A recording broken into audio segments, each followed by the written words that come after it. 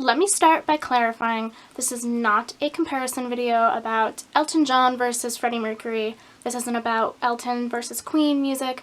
I love both Elton John and Queen. This is simply a comparison video reviewing their two respective films that came out recently, Bohemian Rhapsody and Rocketman. I think I read somewhere it was like the most successful biopic box office record that's ever happened. But it only got a 60% on Rotten Tomatoes. And then if you look at Rocketman, it made considerably less in the box office. But if you look at the score Rotten Tomatoes gave them, they have almost 90%. First and foremost, the most crucial aspect of any film, especially a biopic, because you're representing people who actually existed, is the acting. The cast. You know, are the actors putting in their 110%? Are they the right choice for these iconic people? Rocketman did a great job with that. Bohemian Rhapsody, on the other hand, I think kind of missed the mark there.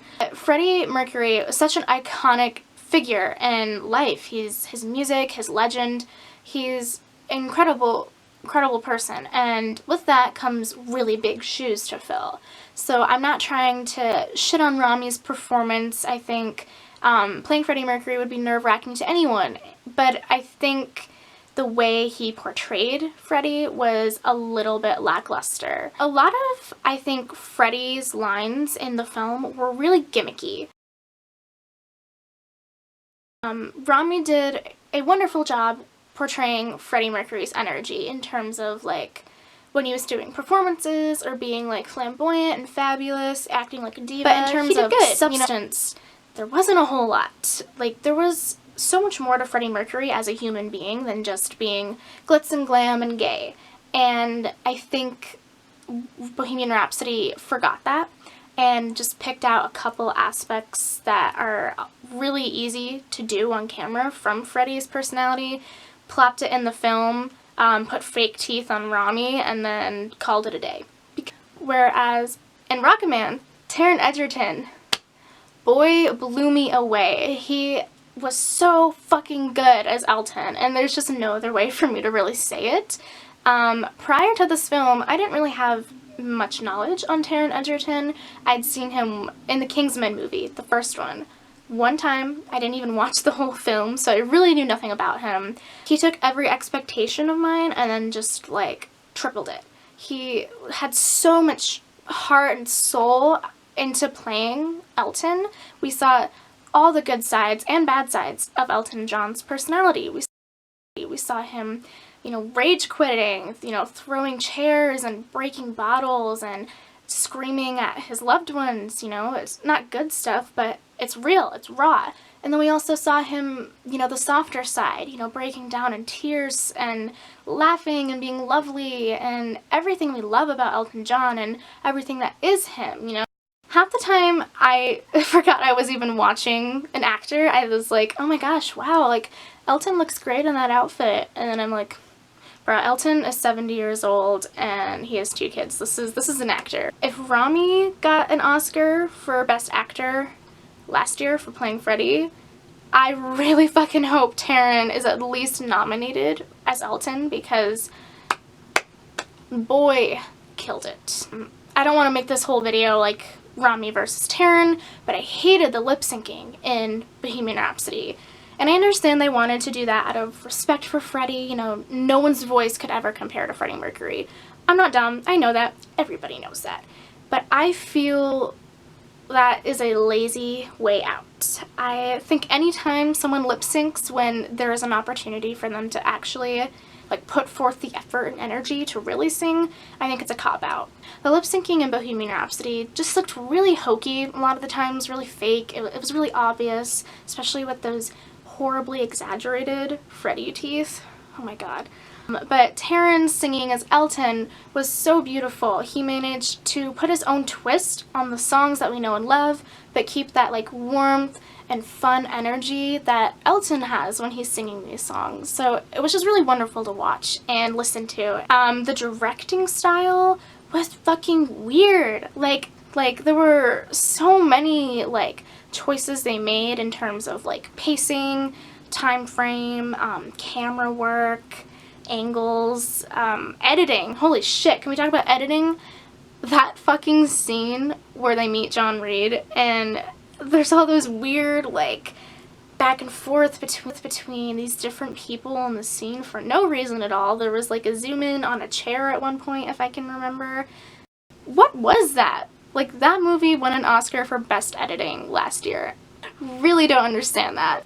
Aside from that horrendous scene, the rest of the film was just really choppy, like, to look at, like, to watch visually. It was like when students in, like, a freshman college class put together a last-minute, like, PowerPoint presentation. That's what I feel like I was watching half the time. Not great. So aside from the technical stuff of editing and camera stuff and all that, I think another really big flaw in Bohemian Rhapsody is how they handled the homosexuality of the 1970s. So I feel like every time there was a scene that mentioned or hinted at or regarded Freddie's sexuality, it carried a negative connotation. Like in the Another One Bites the Dust scene where Freddie's like at that gay sex club or whatever, and the way he's like walking around and looking around, like it's like he feels like he shouldn't be there. Shoulder, like it's some kind of dirty little secret, I guess. And then the scene where Mary completely discredits him when he says he's bisexual, and she goes, "Freddie, you're gay." Like, what? Bitch, you don't have a right to say that. Actually, YouTuber Liam Does Stuff, he posted a video about these two films a while ago and mentioned, that made me laugh, it was really funny. He said they basically hinted that Freddie got AIDS from making eye contact with a gay man, so kind of, you know, exaggerated, but to the point, and it was really fucking funny. In Rocketman, on the other hand, I feel like they handled Elton's sexuality with grace and class, and I feel like they did it properly. They had a beautiful scene, a love scene between Taron Egerton and Richard Madden's characters, and they handled it so well. It wasn't like just for shock value. It's not like, it wasn't a scandalized scene where, you know, they felt like, you know, it didn't carry this little feeling of that they shouldn't be doing this and this is wrong. It was beautiful. It was sweet. It was tender. It's kind of hot, especially to Elton John himself. He weighed in and said that that was the night he lost his virginity and finally accepted himself and his sexuality. So it was important for him that they did the scene well. It was important for Taron, who again plays Elton, and he really wanted to do Elton proud, and he wanted to do the LGBT community proud. So I think they really nailed it. A couple more things, just random things before I wrap up that I wanted to mention. Opening scenes. I think one of the most important things about any movie, not just a biopic, but any, you know, film on the big screen, is the opening scene. If I'm not, you know, intrigued or, you know, feeling good on the inside within the first 5 minutes of the movie, it sets a bad vibe for the rest of the film for me. And with Rocketman, it was this beautiful, like, spine-tingling, you know, progression of Elton he, like, boldly, like, struts through with his red and orange angel devil costume, looking great, by the way, but he's walking into therapy, and then when we all realized that as the audience, it was like, whoa, like, the tone was immediately set, that this was going to be a heavy film in a lot of ways, and he just jumps right in. He's a sex addict, an alcoholic, a cocaine addict, and you can see the emotion and tears in Taron's eyes as he's saying his lines, and it's just so beautiful, and, like, I'm getting goosebumps just thinking about it. And Bohemian Rhapsody was a, like, 2-minute little random zoom-in shots of Rami as Freddie and his glasses and his microphone as Somebody to Love plays.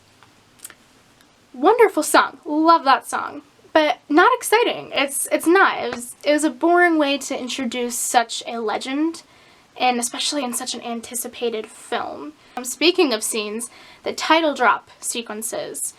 Oh my god, the stark contrast between them is so funny to me. Bohemian Rhapsody is arguably the most iconic song in the world. Everyone knows Bohemian Rhapsody. It is whoosh. And the scene where they write that song came 35 minutes into the film, and that movie is 2.5 hours long, which was about an hour too long of a film. I think an hour and a half would have been fine for this movie and the quality we were given. The scene where they write Bohemian Rhapsody came so quick, and it ended so quick. It was like 4 minutes of them goofing off in the studio, which, you know, admittedly was enjoyable to watch. The boys had good chemistry. It was funny, you know, the Galileo, who even is Galileo, like Himbo Roger. We all love some Himbo Roger. But it was just kind of disappointing. Rocketman.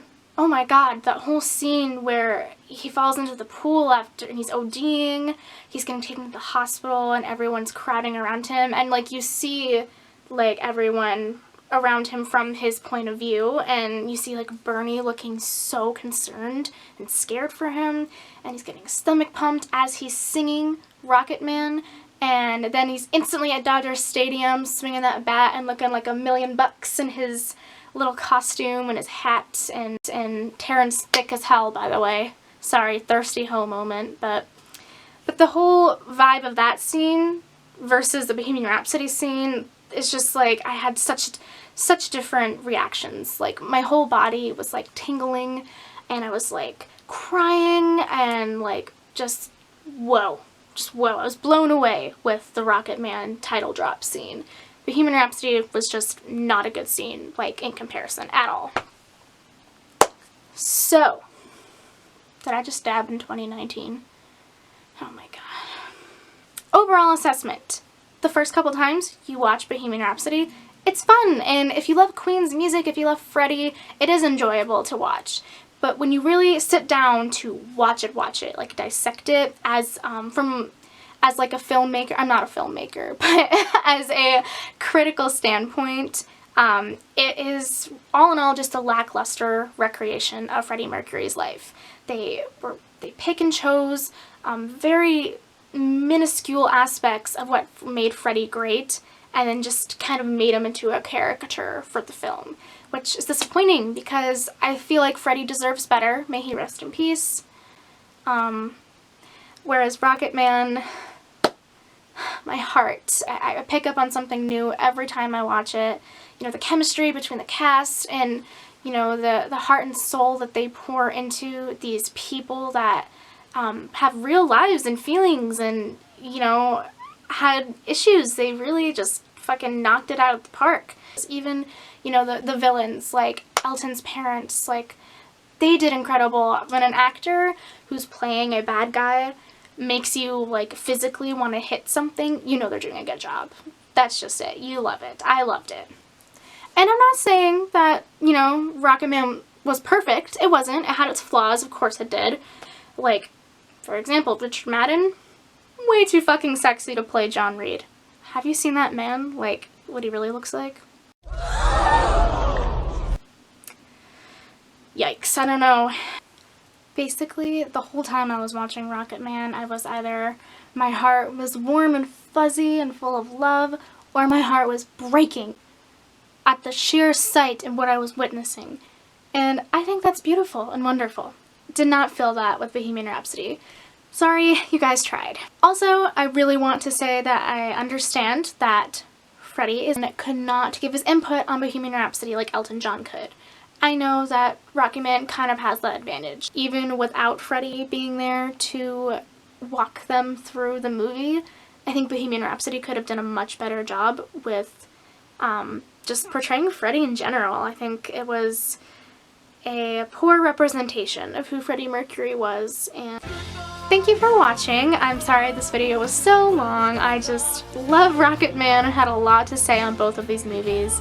I love Elton, I love Freddie, and thank you guys for watching. I really appreciate it. You can like and subscribe if you want to. I put out mediocre content whenever I feel like it, so you never know what you're gonna get. Thanks again for watching, and I'll talk to you guys later. How the fuck do you turn this off?